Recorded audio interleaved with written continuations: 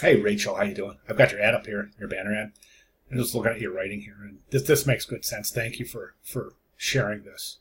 The one thing I noticed, Rachel, is that your magazine ad hasn't been submitted. Remember, uh, back in the original post thread, I had that "Read Me" post that said, "I'll show you right down here." Maybe you missed it, but "Read Me," and that just all that says is, "Please submit a PDF of your updated magazine ad along with the banner ad. By doing so, you'll allow us to check for consistency in the campaign."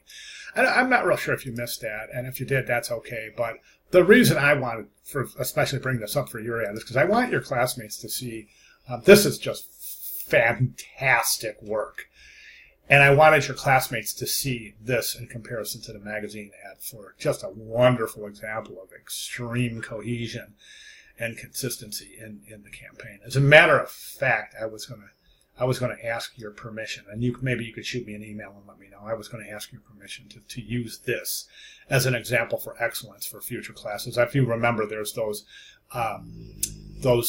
examples in the course announcements. I quite often change those out, and I've got.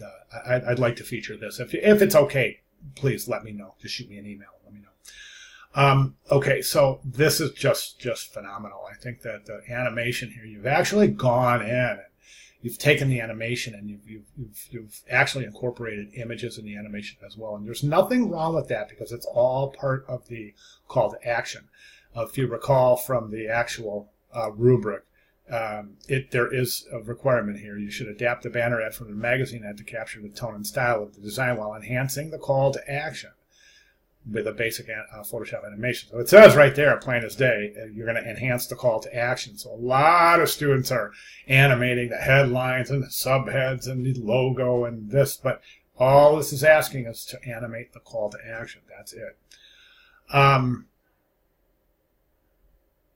Okay, as far as this ad itself, my only recommendations here, I've only got one, really, actually two. Number one, I think it's important to keep the logo static. I would not actually, okay, fine, I have three comments. To keep the logo static, don't include the logo in here because you want that logo to be visible at all times to preserve the branding for your client. So don't want to include that in the animation. Leave it up there static. The next thing I would recommend is to add the location of the resort. So, I mean, you could even just right above here, in very, very small, if you want to move that down, that logo, or even down here, just located in beautiful U.S. Virgin Islands or something like that. Let me see. So that is a call to action. So, yeah, so I guess I did only have two things to mention. Yeah, so the logo and just the location, including the logo. You don't have to include the whole contact information, just the location. We see it right there, Caribbean Paradise Resort. But if the viewer looks now, for instance, they don't know where this is located.